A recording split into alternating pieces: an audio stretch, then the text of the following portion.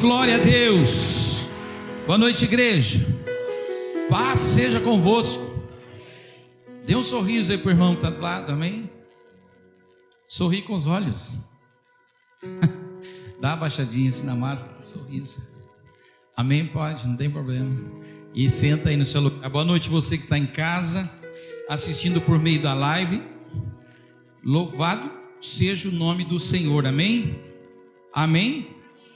Hoje, culto da família, e nós temos mais uma palavra revelada da parte de Deus no nosso coração. Quem crê, diga: eu creio.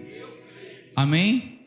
Então você que está aí na sua casa ou que está aqui na igreja, abra a sua Bíblia no livro de Josué, capítulo 14.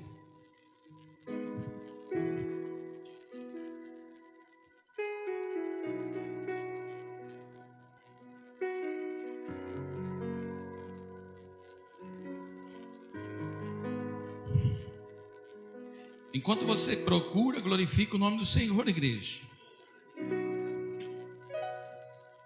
Amém?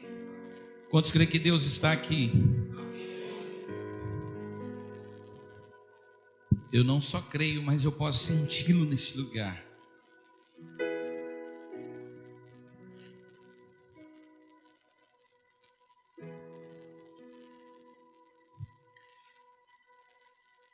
Quem achou, diga amém. Quem não achou, diga socorro.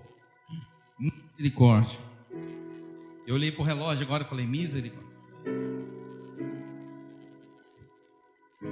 Nós precisamos aprender a saber fazer escolhas. Diga: eu preciso aprender a saber fazer escolhas. Josué capítulo 14, versículo 6 diz: então os filhos de Judá chegaram a Josué em Gilgal, e Calebe, filho de Jefoné, o quenezeu, lhe disse: tu sabes o que o Senhor falou a Moisés, homem de Deus, em Cades Barneia, por causa de mim e de ti. 40 anos tinha eu quando Moisés, servo do Senhor, me enviou de Cades Barneia a espiar a terra, e eu lhe trouxe resposta, como sentia no meu coração. Mas meus irmãos que subiram comigo fizeram derreter o coração do povo. Eu, porém, perseverei em seguir ao Senhor meu Deus. Então Moisés naquele dia jurou, dizendo: certamente a terra que pisou o teu pé será tua, e os teus filhos em herança perpetuamente, pois perseveraste em seguir ao Senhor meu Deus. E agora, eis que o Senhor me conservou em vida.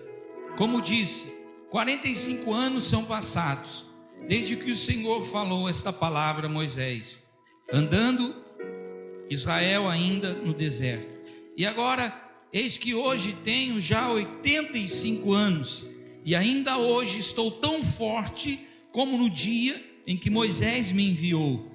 Qual era a minha força então? Tal é agora a minha força, tanto para a guerra como para sair e entrar. Agora, pois, dai-me este monte de que o Senhor falou aquele dia, pois naquele dia tu ouviste que estava ali os anaquins e os grandes e fortes cidades. Porventura o Senhor será comigo para os expulsar, como o Senhor disse.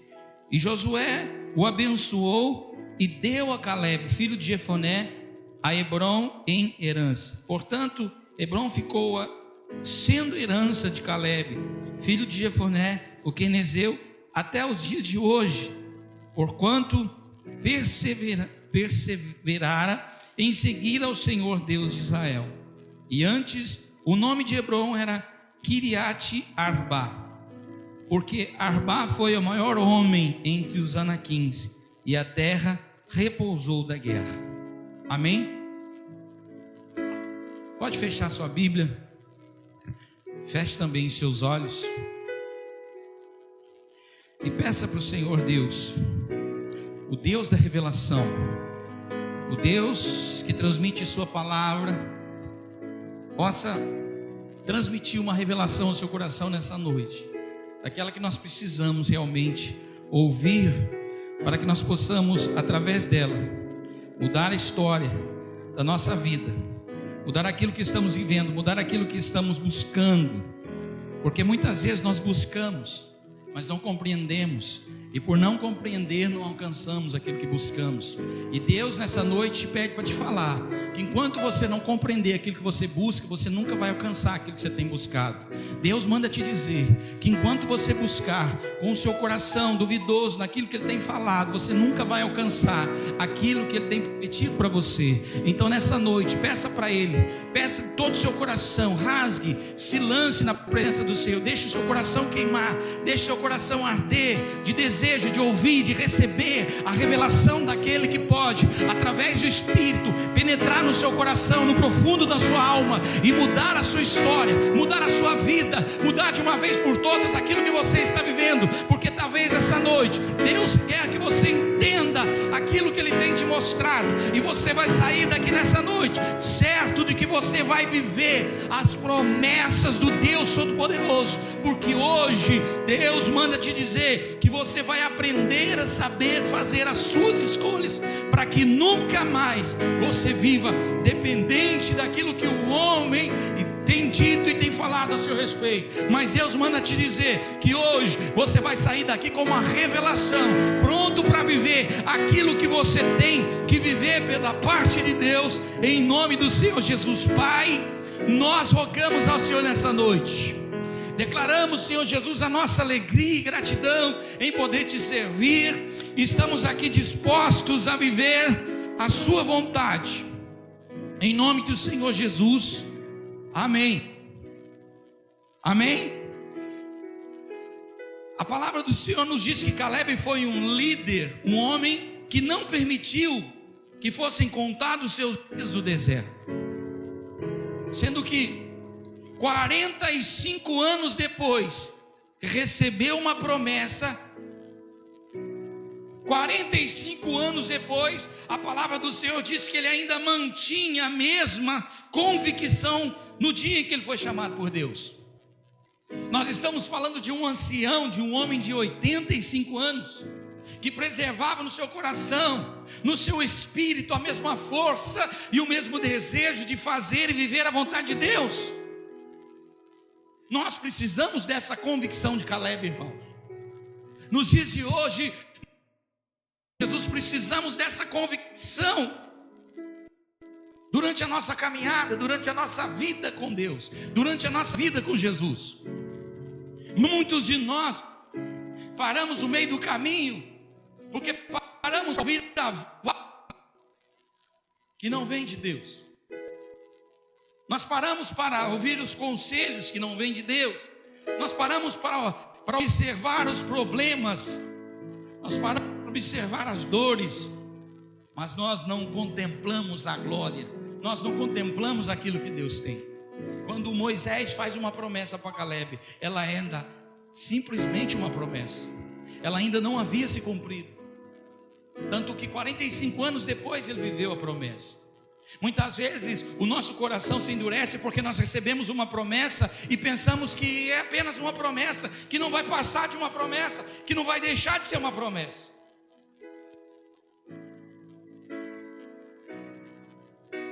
Deixa eu dizer uma coisa para você. Talvez você parou a sua caminhada porque você parou por ouvir aqueles que vieram dizer que você não poderia concluir. Talvez você parou porque vieram aqueles que sempre vêm. Deixa eu dizer uma coisa para você: sempre virão. Fala para o irmão do seu lado: sempre vai vir alguém que vai querer dizer que você não está pronto, que esta promessa não serve para você. Sempre existirão essas pessoas. Mas enquanto você parar para ouvir essas pessoas, a promessa certamente elas não vão se cumprir na sua vida. Amém? Deixa eu dizer uma coisa para você: o nosso tempo de deserto não é contado, irmão. Pega aí.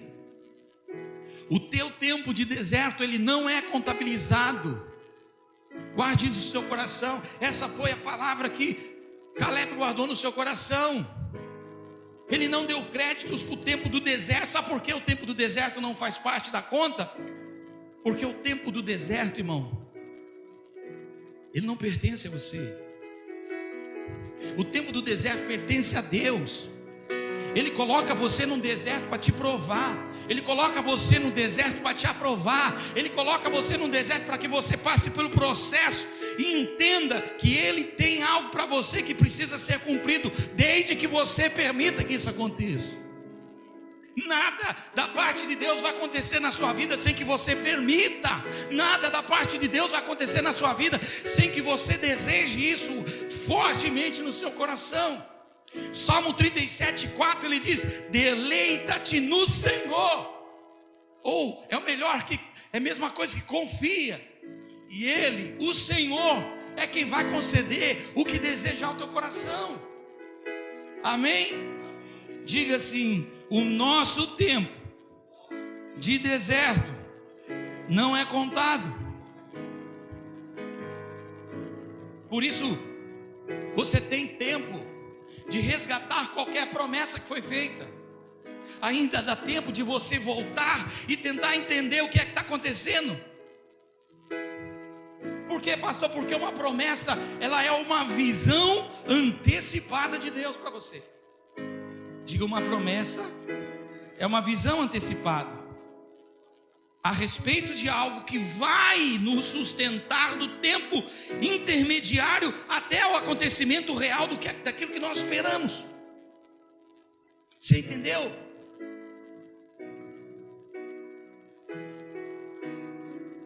Enquanto a promessa não vem, você deve permanecer glorificando o Senhor.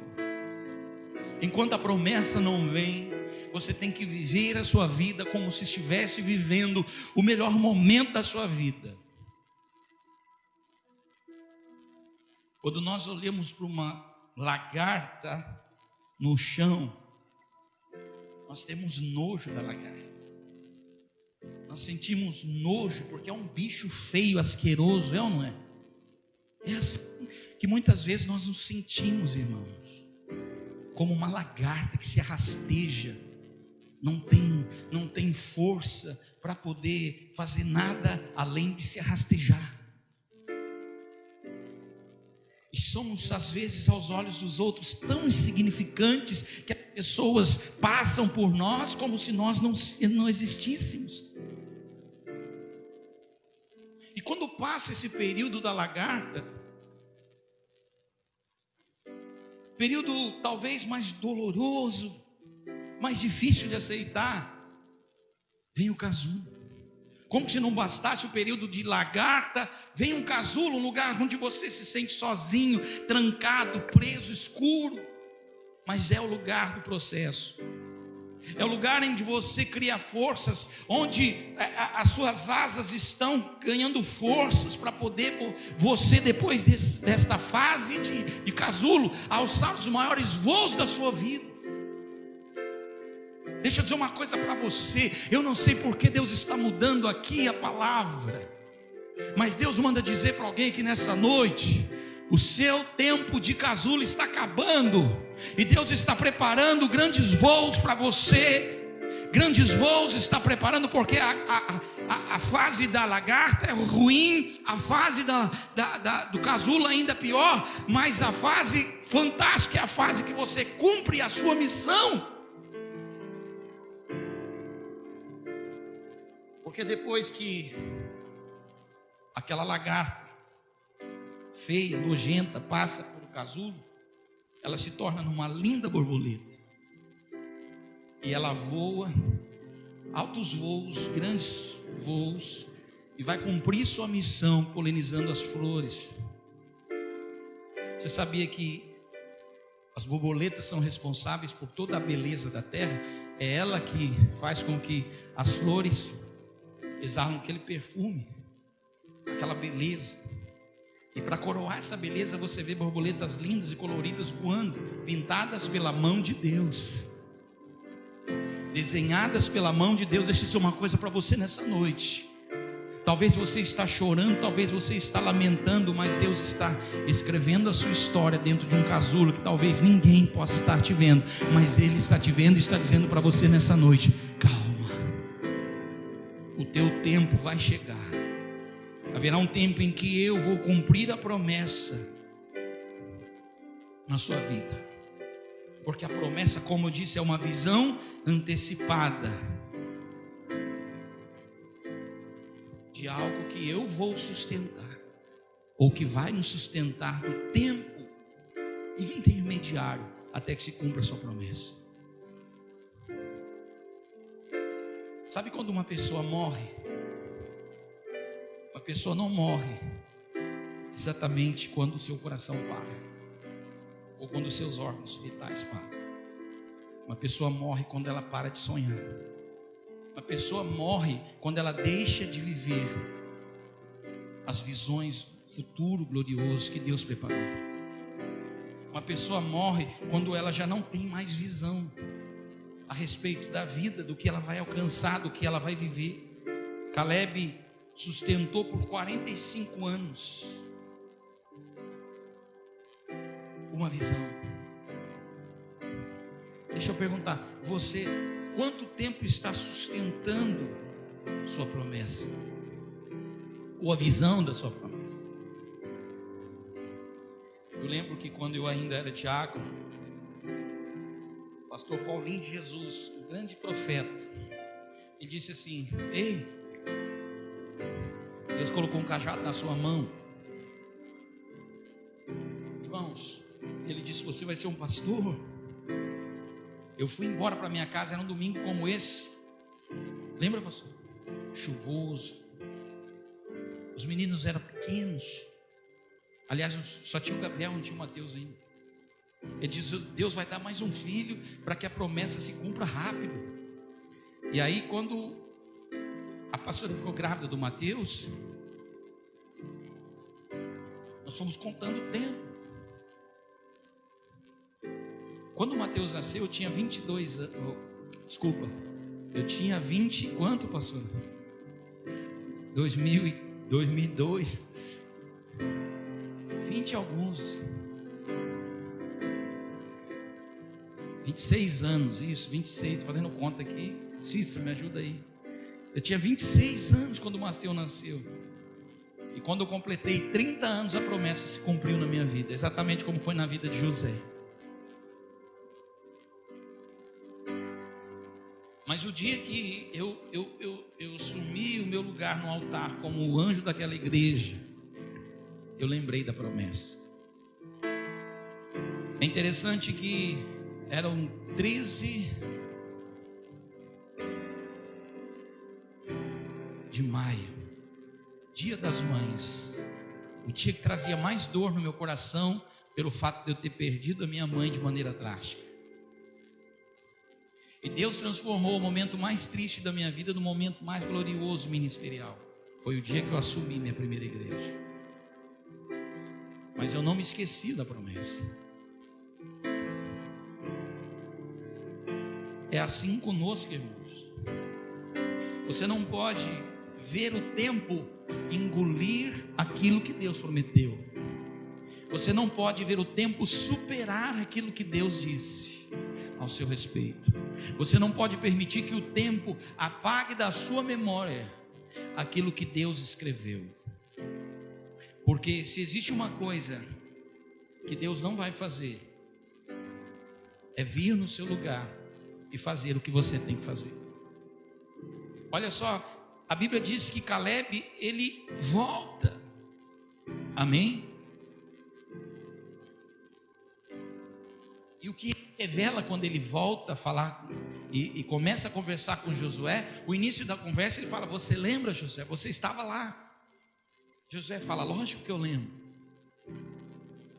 Lógico que eu lembro, porque eu também recebi. E o que ele estava revelando é que aquela promessa, ela tinha o poder de conservar o coração. Ela tinha o poder de fazer ele chegar até ali sem pecar, sem desistir, sem murmurar, sem se atrofiar. Irmão, Deus manda dizer para você nessa noite: não desista dos seus projetos antes mesmo de começá-los, e nem antes de terminá-los. Não desista. Só persiga as promessas novas quando se cumprir as antigas. Por quê, pastor? Porque do contrário, a busca do novo pode ser apenas uma distração para se esquecer do que não se conseguiu conquistar.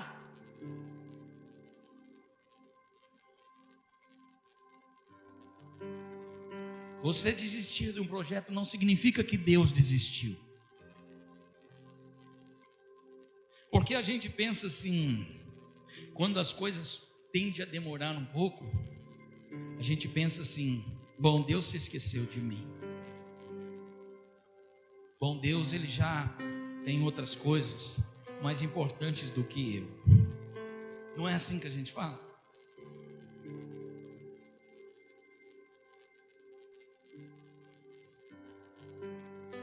Feche seus olhos.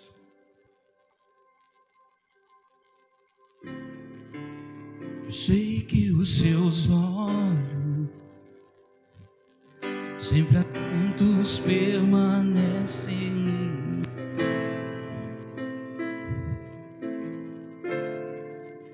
E os seus ouvidos estão sensíveis para ouvir meu. Posso até chorar, ouça isso, mas a alegria de manhã é Deus de perto e não de longe, nunca muda, tu és fiel. Diga bem forte, de todo o seu coração: Deus de aliança, te promete, Deus que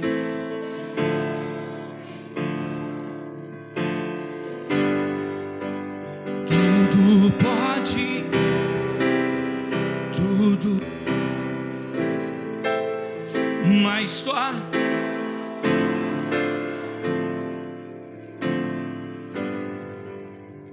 é verdade.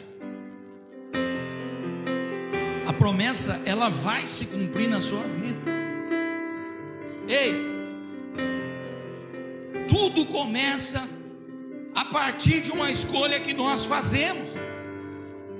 Tudo vai começar a ter sentido na sua vida quando você decidir escolher exatamente aquilo que Deus estabeleceu. Deixa eu dizer uma coisa para você. Talvez até hoje suas escolhas foram erradas, com relação a tudo que você viveu errado. Mas Deus está dando para mim e para você hoje a oportunidade de fazer uma nova escolha. Olha só o caso de Eva. Eva nos mostra a rota de uma escolha. E ela, quando questionada, ela responde: a serpente me enganou e eu comi. E talvez a nossa forma de entender poderia ser entendido assim: fui influenciada e fiz a minha escolha errada de viver aquilo que eu decidi viver, mesmo sabendo que estava errado. Porque ela sabia que estava errado? Porque Deus havia dito que estava errado. Deus havia dito para não comer, Deus havia dito para não fazer. É exatamente aqui que nós fazemos as escolhas erradas. Quando nós, a pastora disse aqui no momento da oferta, colocamos a nossa mão naquilo que Deus não nos prometeu. E quando você coloca a sua mão naquilo que Deus não te prometeu, Ele tira da sua vida aquilo que Ele já te deu. Porque Deus já havia dado o jardim. Deus havia colocado Adão e Eva para reinar e cuidar do jardim, cultivar o jardim. Mas quando eles tocaram naquilo que Deus não havia prometido, Deus tirou deles. Amém? A maioria das nossas escolhas, elas acontecem depois que juntamos as informações que temos na mente com as informações que as pessoas erradas vêm nos trazer, ou as pessoas certas. Você consegue entender isso? Nós somos muito, às vezes, certos do que estamos fazendo. Deus coloca um líder na sua vida para te ensinar e você rejeita o ensinamento dele. Deus coloca um pastor, uma pastora na sua vida para te ensinar, você às vezes rejeita o que ele está ensinando. Fatalmente você vai viver algo ruim se você fizer esse tipo de escolha, porque você toma decisões que já estão aqui, formatadas dentro do seu HD, da sua mente. E aí vem mais informação lá de fora, você junta tudo e toma a sua decisão, fala, bom, é assim. Isso quando não, a gente fica atrás de profetas.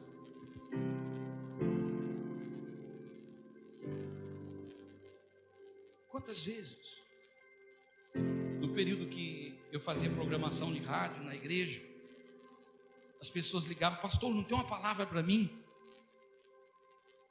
Pastor, tira uma palavra para mim. Meu irmão, vai orar até ouvir Deus falar. O que mais tem é gente imatura. Em todos os lugares que a gente vai, você vê gente imatura em cima e debaixo dos altares, em cima da plataforma pregando, ou embaixo ouvindo. Quanta imaturidade, pessoas que ficam achando que estão vivendo algo, mas não estão. Por quê? Porque faz suas escolhas erradas. Decide no seu coração, Deus falou. Por acaso Deus fala assim, irmão? Vai ler 2 Crônicas 20:20, crê no Senhor vosso Deus, estará seguro. Crê no que diz os profetas e prosperarei. Seu profeta é teu pastor. Se você não tem, arruma um. Porque se você não tem um pastor, você segue como uma folha.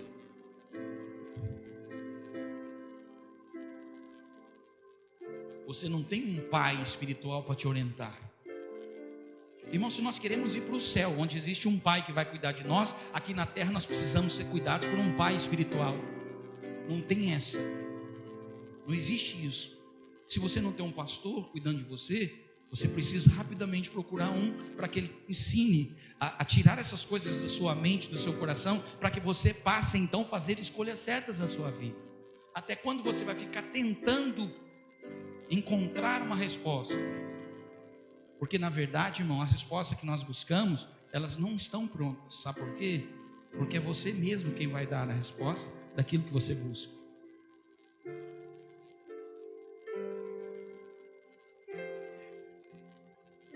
Aí Deus fala comigo, se passar um carro branco é sinal que eu devo ir. Aí passa o carro branco, você vai.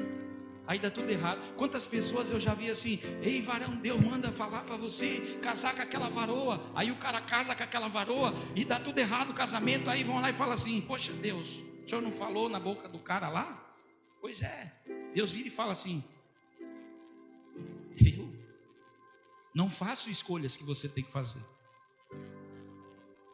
Eu apenas oriento você pela palavra a fazer as melhores escolhas. Agora, se você não sabe discernir, por que Deus tira Filipe de um determinado lugar e coloca ele num outro lugar? Para falar com o eunuco, que estava lendo a Bíblia sem entender. Olha como Deus é. Deus sempre envia alguém para revelar aquilo que está oculto no teu coração.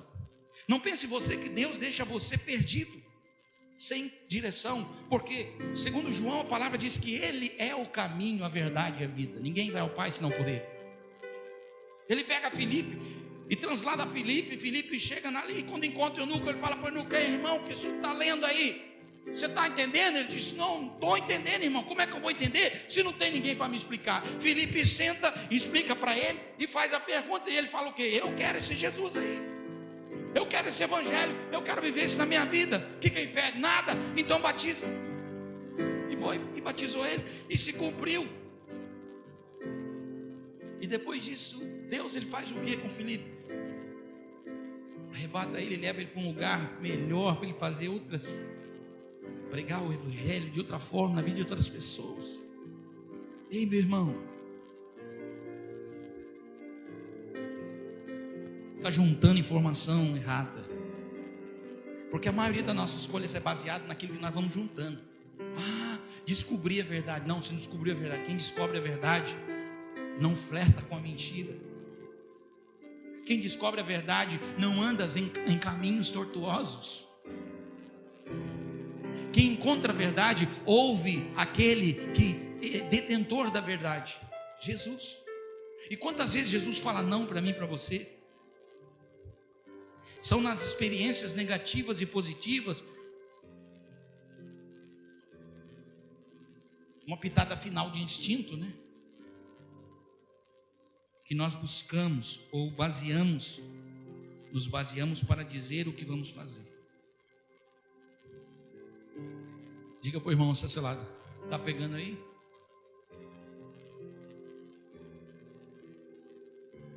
Tem que pegar.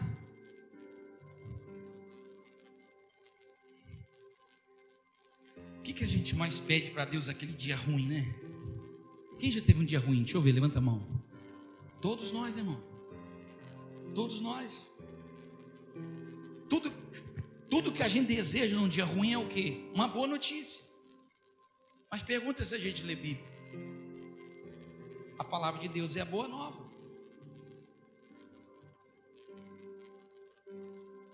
A Bíblia, essa boa nova, fala que nós temos um pai, somos filhos por adoção. A gente insiste em dizer que é servo.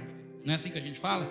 Eu sou, principalmente, né? A gente gosta de bater no peito e falar, eu sou servo de Deus. Não, eu sou filho, eu não sou servo.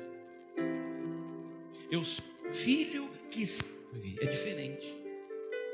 Por que o senhor diz isso, pastor? Porque filho é servo, não. E ele diz que nós somos co-herdeiros da promessa. Então não tem como ser co-herdeiro da promessa sendo servo. Então você tem que mudar o que você está dizendo. Você tem que falar, o senhor.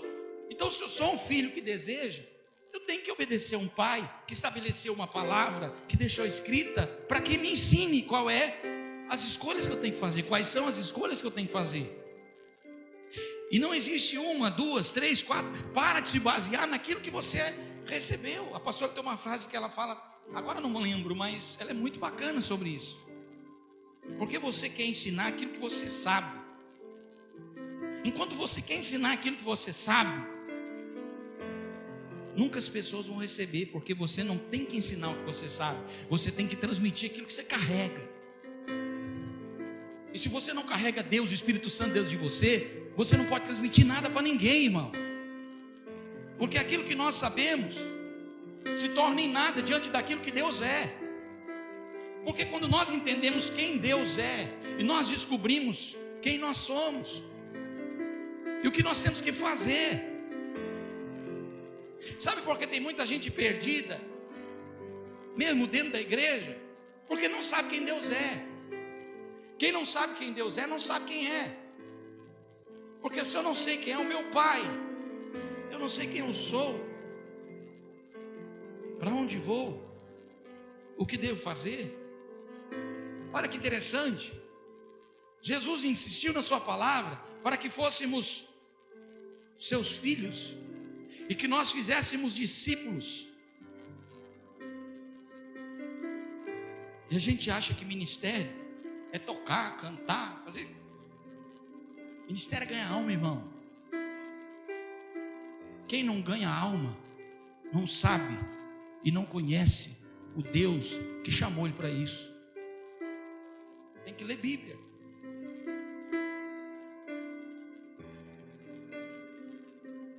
O pastor me chamou esses dias para nós conversar, vários pastores, e ele me dizia assim, sabe, pastor, tem que cuidar do povo, porque enquanto Moisés estava lá em cima do monte buscando fogo, o bezerro estava sendo construído, destruindo o povo. O pastor tem que buscar fogo? Claro que tem. O pastor tem que orar 20 horas por dia. Mas ele tem que apacentar as ovelhas. Ele tem que cuidar das ovelhas. Deus chamou você para fazer discípulos, nós temos que cuidar. Quem amamenta o filho quando nasce? A mãe.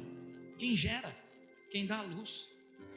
Quantas pessoas você tem gerado para Jesus que tem deixado ele crescer sem ser cuidado? Por quem? Pela mãe, por quem gerou. Aí a gente faz escolha errada. Amém?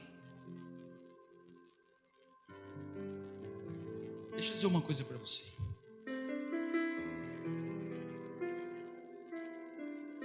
Uma decisão também pode ser tomada levando em consideração apenas as influências externas. Pastor, isso é bom ou isso é ruim? Livre-arbítrio é um entendimento de liberdade e dependência. Não é para atar você. Não é para amarrar você. Não é para te prender. O que o senhor quer dizer com isso? Ninguém, repita comigo, ninguém na face da terra pode fugir de suas escolhas.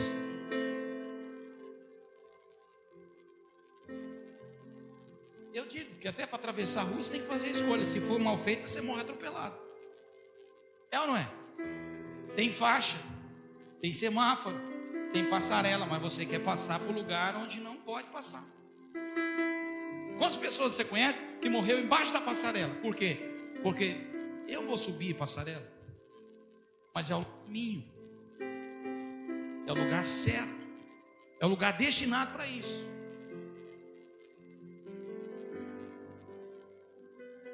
Você sabia que há um dado que explica que a maioria dos brasileiros usam cinto de segurança porque tem medo de levar multa?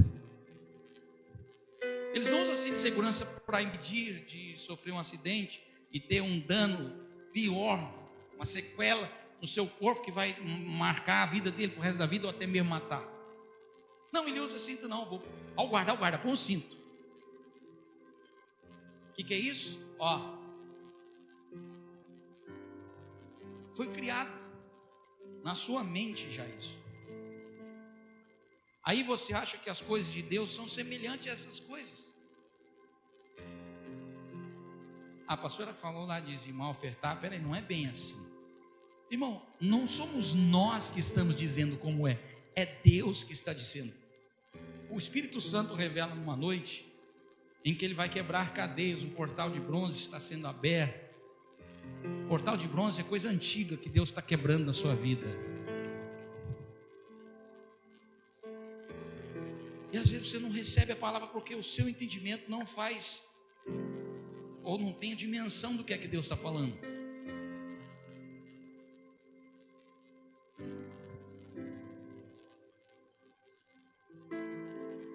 Amém?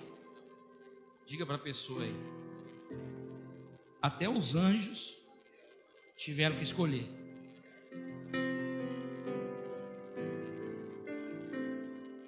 As pessoas questionam: poxa, pastor, Lúcifer juntou a terça parte do céu e raparam o pé de lá. Fizeram escolha. Como consequência, o que eles alcançaram? Foram expulsos. Nem no céu, nem na glória, nem a casa que ele mora pertence a ele. Por quê?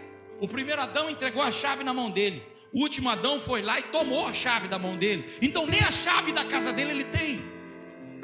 E você dá ouvidos a ele quando ele diz para você que você não pode, que a sua escolha é errada. Servir a Deus é uma escolha errada. Ser fiel a Deus é uma escolha errada. Não, meu irmão. A escolha certa é fazer a vontade de Deus, de seu Pai. Por que um dos mandamentos é honrar pai e mãe? Porque Deus estabelece um ensinamento desde seu primeiro dia de vida. Ele ensina você a ter um relacionamento com o Pai.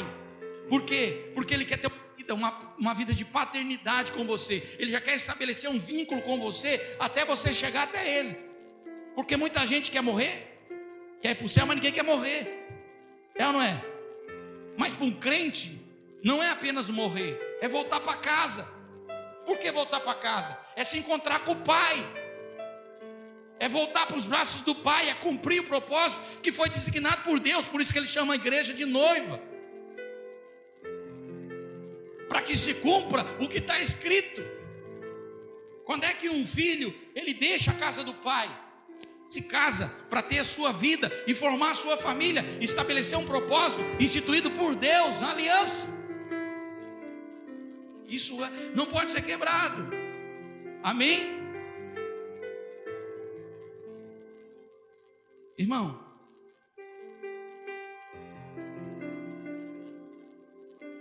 o que na verdade vale é qual escolha você decidiu fazer, ou você vai decidir fazer. Não importa o que estão dizendo a seu respeito, não importa o que você está vivendo, Deus está dando para você a oportunidade de fazer uma escolha, seja ela certa então, seja ela correta, seja ela... Olha só, existem duas formas de abrir uma porta. Quais são elas? Arrombando ou abrindo com a chave. É ou não é? E o que a gente mais faz? A gente arromba a porta, a gente não abre. E Apocalipse capítulo 3 verso 20, olha o que Jesus diz: eis que eu estou à porta e se alguém abrir a porta, eu vou entrar na sua casa, cear com ele, ele comigo. Quem arromba é Satanás. E muitas vezes, na nossa ansiedade, no nosso medo, na nossa preocupação, a gente arromba as portas, ou a gente bota pelo chão com os pés. A gente não bate, a gente não espera abrir, porque a gente tem pressa. Qual forma você quer que Deus abra a porta na sua vida? Pastor, é pela chave, é a maneira correta, é a maneira de Deus, é a maneira abençoada. Então faça a escolha certa. Decida entender que existe uma promessa na sua vida e que ela vai se cumprir, não importa quanto tempo se passar.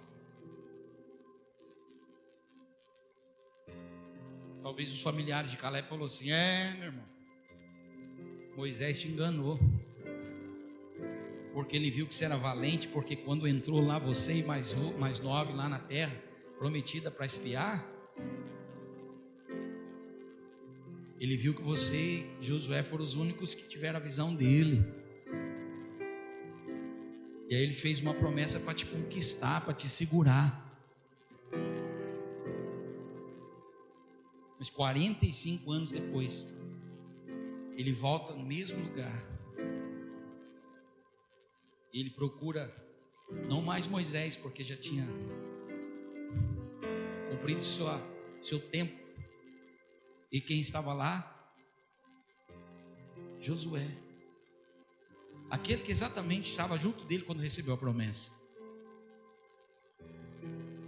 O que nós vemos aqui é Caleb abrindo a porta com a chave que Deus deu, para poder alcançar aquilo que Deus havia prometido.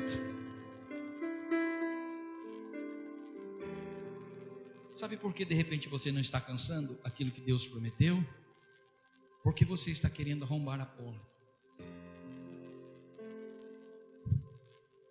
Eu me formei em teologia em 1999. 10 anos depois eu assumi a igreja. Você não sabe esses 10 anos como eu sofri, irmão. Eu sofri a perseguição do meu pastor.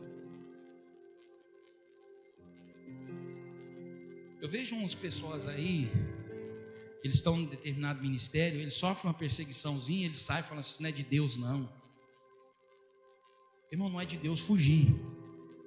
Fugir não é de Deus. O homem valente fica, permanece e espera Deus abrir a porta. Homem de Deus não foge de batalha, ele enfrenta ela no campo onde Deus colocou.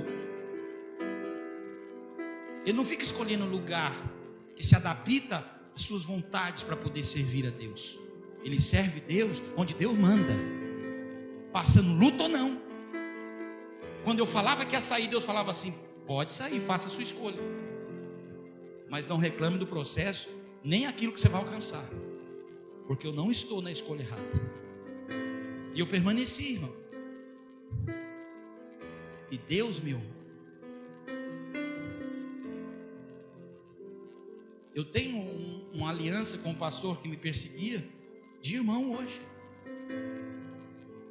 Eu assisto as lives dele, assisto as minhas. Por quê? Porque eu entendo que aquele tempo era um processo de tratado para mim. Eu precisava daquilo.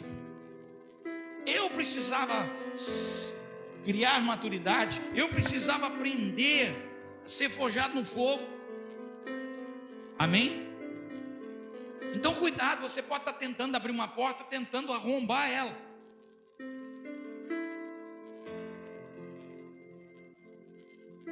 Primeiro você escolhe com precisão o que você quer. Depois você decide que pagará o preço para fazê-lo acontecer. Então, paga o preço. Sabe por que muita gente não quer viver a promessa? Porque não quer pagar preço. Eu não posso dizer,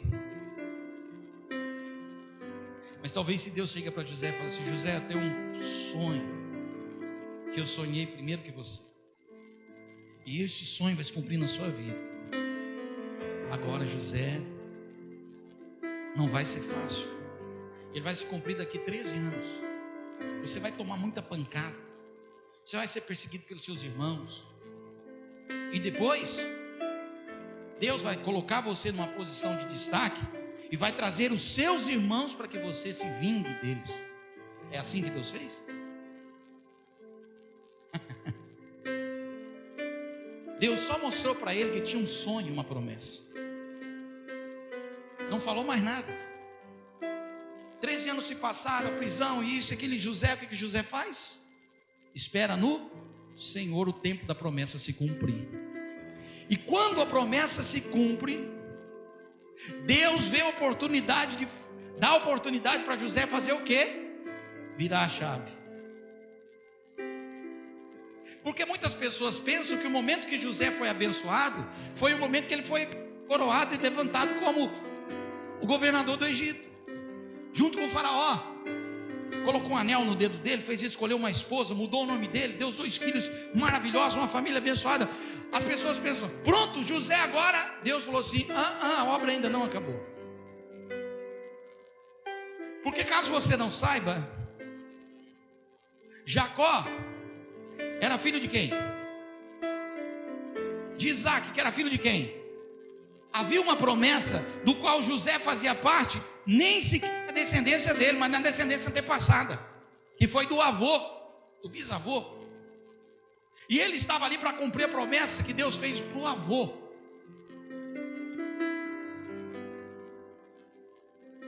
E essa promessa passava pelos 12 irmãos, os 11 irmãos dele, porque representava as 12 tribos. Como que Deus vai dar continuidade num propósito se ele descumpre o propósito? Então, o maior feito na vida de José foi ele ter olhado para os 11 irmãos e perdoado os 11 irmãos. Porque ali ele não estabelece algo para ele próprio, mas ele estabelece algo para o reino de Deus, porque ali se cumpria um propósito de Deus sobre a nação, que trouxe quem? Nada mais, nada menos, da tribo de Judá, o leão, Jesus. Então entenda isso no teu coração. Você não vai viver uma promessa na sua vida apenas para se cumprir algo, para satisfazer os desejos somente do teu coração, mas você vai viver uma promessa que Deus prometeu na sua vida, para que se cumpra algo que Deus estabeleceu para o reino dele. Por isso a sua escolha tem que ser acertada, tem que ser nele. Por quê, pastor? Porque é assim. Porque é assim.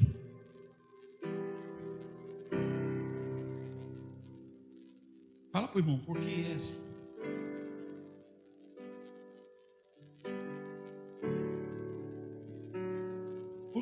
ser assim, pastor.